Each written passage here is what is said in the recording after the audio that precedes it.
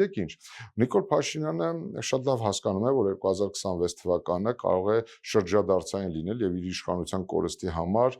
լեգիտիմ հնարավորություն է եւ դա ինքը շատ լավ գիտակցում է եւ հետեւաբար այս առումով ինքը սկսել է ռեպրեսիաների մի գործընթաց, որի հիմնական նպատակը չեզոքացնել հնարավոր բոլոր կոմպոնենտներին, որոնց շուրջ կարող է համախմբում տեղի ունենալ։ Եվ հիմա մասնավորապես վերջի 1.5 ամիսների ընթացքում ինձ համար որպես չեզոք դիտորդի այսպիսի կարծիք է ձևավորվում, որ հաշվի առնելով այն հանգամանքը, որ աստիճանաբար քաղաքական դաշտի ծանրության կենտրոնը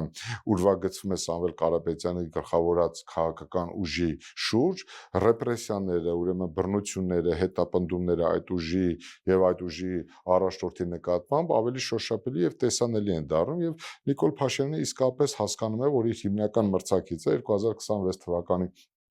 խորհրդարանական ընտրություններում լինելու է Սամվել Կարապետյանը։ Ես չգիտեմ Սամվել Կարապետյանը ինչ քաղաքական առաջնորդության հայտ կներկայացնի, թե ինչպիսին կլինի նրա քաղաքական հետագիծը, բայց ես տեսնում եմ հնարավորություն, որ նա ունի այդ պոտենցիալը առաջնորդ դառնալու, քաղաքական առաջնորդության մասին է խոսքը, բարերարից վերածվելու իսկապես լիդերի, որի շուրջ համախմբվում է հայ ժողովրդի գերակշռող մեծամասնությունը եւ իդեմս նրա իսկապես իշխանափոխության հայտ է ներկայացում կամ հավակնություն է դրսևորվում, բայց դրա համար այսօրվա գործողությունները փոքրինչ համեստ են, պետք է հստակ Սամվել Կարապետյանի կողմից ուրվագծվեն քաղաքական, ուրեմն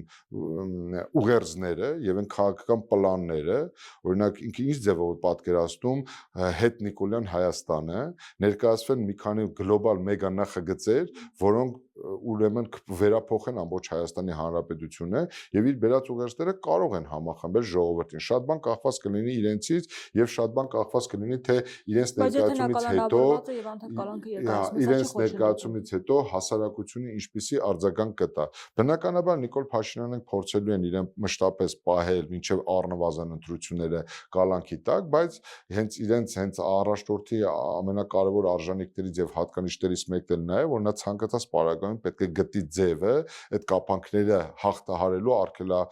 պատնեշից դուրս գալու եւ իր խոսքը հասարակությանը ներկայացնելու համար, որովհետեւ տեսեք, մեր քաղաքական կյանքի պատմությունը հարգելի Հերմին է, տեսեք ինչ է արել։ Ի վերջի 30 տարիների ընթացքում մեր ժողովուրդը չի գնացել գաղափարների հետևից, մեր ժողովուրդը գնացել է անատների հետևից։ 91 թվական, այո, ցավոք սրտի։ Եվ հիմա այնպիսի մի իրավիճակ է, որ օբյեկտիվ, սուբյեկտիվ տարբեր պատճառներով այդ հանրության որոշակի համակրանքը աստիճանաբար ուրվագծվում է այդ անձի Սամվել Կարապետյանի կամ նրա ղեկավարած քաղաքական ուժի շուրջ։ Հետևաբար իշխանությունը դա շատ լավ տեսնում է, զգում է, իրենց ինստիտուտները աշխատում են, իրենց հաշվարկները բերում են իրենց հանրային տրամադրությունների վերաբերյալ, հետևաբար այս առումով դրա համար է Սամվել Կարապետյանի ղեկավարած ուժը հայտնվել նրանց, այսպես ասած, թիրախում։ Հիմա պետք է այդ հակախաղը գտնել եւ